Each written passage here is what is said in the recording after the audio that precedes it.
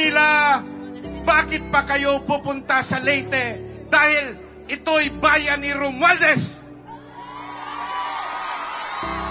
Bakit pa pupunta ang mga PDP laban sa Leyte? Dahil ito ay Romualdez country.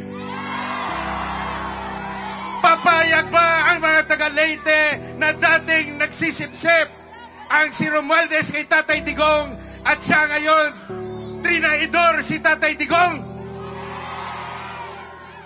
Ang Leyte ba ay Romualdez country? Ang Leyte ba ay Romualdez country? Sino lang ang yumayaman sa Leyte? Sino lang ang yumayaman sa Leyte?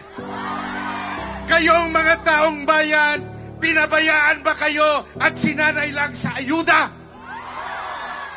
Ano ang gusto nyo? Ayuda o trabaho? Ano ang gusto nyo?